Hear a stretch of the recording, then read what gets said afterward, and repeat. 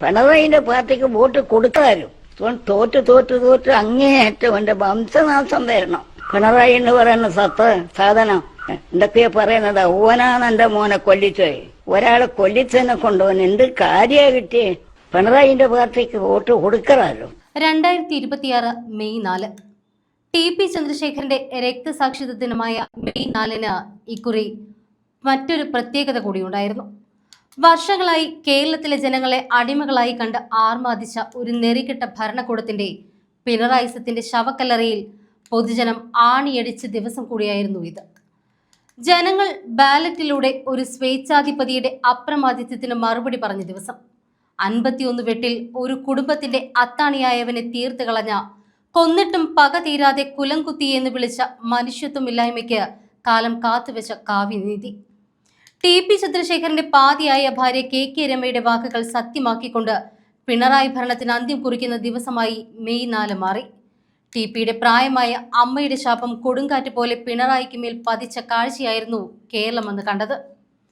പിന്നിട്ട 6 റൗണ്ടുകളിലും മതി കേരളമേ, ഇത് മതി, കുലംകുത്തി എന്ന് ചാപ്പയടിച്ച് കൊല്ലാൻ ആഹ്വാനം ചെയ്തവൻ പൊള്ളുന്ന വെയിലത്ത് നഗ്നനായി നിൽക്കുന്ന കാഴ്ച കാണാൻ ഒരു വ്യാഴവട്ടക്കാലത്തിന് ശേഷം ചന്ദ്രശേഖരന് കഴിഞ്ഞു. രാഷ്ട്രീയ കേരളത്തിന് അഭിവാദ്യങ്ങൾ. ഇതായിരുന്നു തിരഞ്ഞെടുപ്പ് ഫലം വന്ന മെയ് 4 KK രമ തന്റെ ഫേസ്ബുക്ക് പോസ്റ്റിൽ കുറിച്ചത്. തിരഞ്ഞെടുപ്പ് കമ്മീഷൻ വോട്ടെടുപ്പ് ഏപ്രിൽ 9 വോട്ടെണ്ണൽ മെയ് 4 എന്ന് പ്രഖ്യാപിച്ച ഉടൻ തന്നെ RMP നേതാവ് സാമൂഹിക മാധ്യമ അക്കൗണ്ടുകളിൽ നിറയെ മെയ് 4 TP ചന്ദ്രശേഖരന്റെ രക്തസാക്ഷി ദിനത്തിൽ പിണറായിസം അവസാനിക്കുമെന്ന് കുറിച്ചിരുന്നു. വോട്ടെണ്ണൽ ദിവസം വടകരയിൽ ഏറ്റവും അധികം ചർച്ചയായതും ഈ വാക്കുകൾ തന്നെയായിരുന്നു.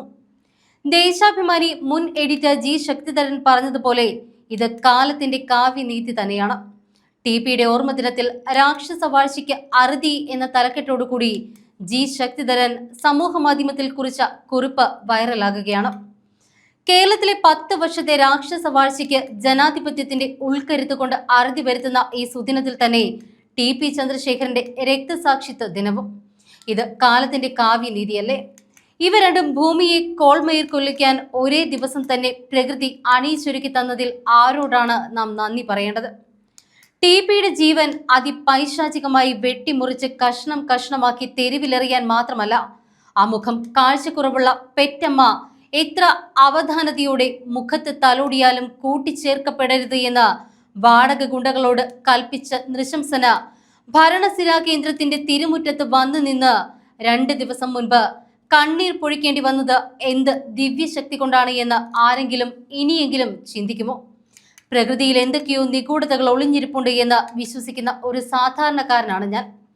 KK രമയെ നിയമസഭയുടെ ശ്രീകോവിലിനുള്ളിലിട്ട് ഭേദ്യം ചെയ്തപ്പോൾ അത് തടയാനോ അരുത് എന്ന് പറയാനോ രമയെ ആശുപത്രി കിടക്കയിലെത്തിച്ച മനുഷ്യ സഹജമായ ആശ്വാസവാക്കുകൾ ഉരുവിടാനോ കൂട്ടാക്കാതെ ഒരു ഹിംസ്ര ജന്തുവിനെ പോലെ മാറി നിന്ന ഒരു മുഖ്യമന്ത്രിയാണ് 10 വർഷം വലം കൈയായ പ്രധാനമന്ത്രി നരേന്ദ്രമോദിയുടെ പൂർണ്ണ പിൻബലത്തോടുകൂടി ആർമാദിച്ച് ഭരിച്ചത്.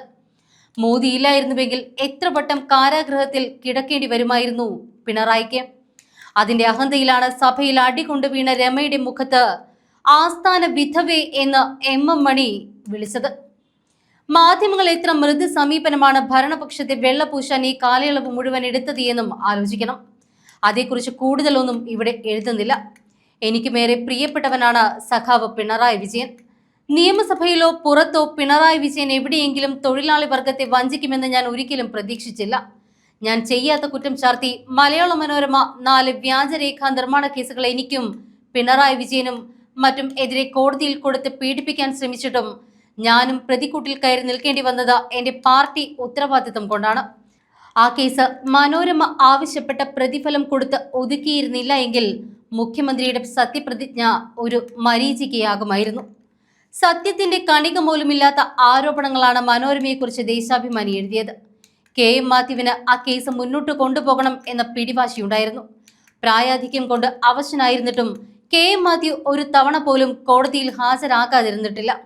അവസാനം കേസ് മനോരമ വിലപേശി ഒതുക്കി. മനോരമയ്ക്ക് ഞാൻ ചതുർത്ഥിയായ പത്രപ്രവർത്തകനായത് കൊണ്ട് മാത്രമായിരുന്നു എന്നെ പ്രതിയാക്കിയത്. പറഞ്ഞു വന്നത് പിണറായി വിജയനോടുള്ള കടപ്പാടുമായി താരതമ്യം ചെയ്യുമ്പോൾ TP അന്ന് എനിക്കാരുമല്ല. എനിക്ക് TP രൂപം കൊടുത്ത വിപ്ലവ പ്രസ്ഥാനവുമായും അടുപ്പമോ അകൽച്ചയോ ഉണ്ടായിരുന്നില്ല.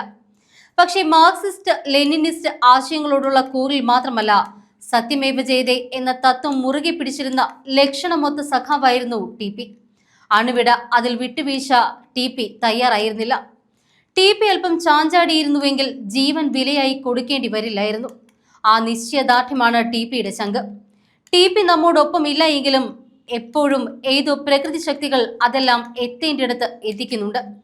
ഇനി വേണ്ടത് KK രമ നിയമസഭയിൽ ഒരു പടവ് കൂടി കടന്ന് കാരണഭൂതൻ എന്ന് അവകാശപ്പെടുന്ന പാലിന്റെ മുന്നിലൂടെ സല്യൂട്ട് വാങ്ങി നീങ്ങുന്ന ചിത്രം കാണാൻ ജനം കാത്തിരിക്കുന്നുണ്ടാകും. അത് നിറവേറ്റപ്പെടണം. അത് വൈകിക്കൂടാ. രാഹുൽജിയുടെ കൂടെ സംഭാവനയാണ് ഇന്ത്യ മുഴുവൻ. അതൊരു വിളംബരമായി മുഴങ്ങണം. വരട്ട് തത്വവാദങ്ങൾക്ക് ഇവിടെ പ്രസക്തിയില്ല. നമ്മുടെ മുന്നിൽ ഒരു നൃശംസൻ ജയിക്കാൻ പാടില്ല. അതിന് മെയ് 4 സാക്ഷ്യം വഹിച്ചു.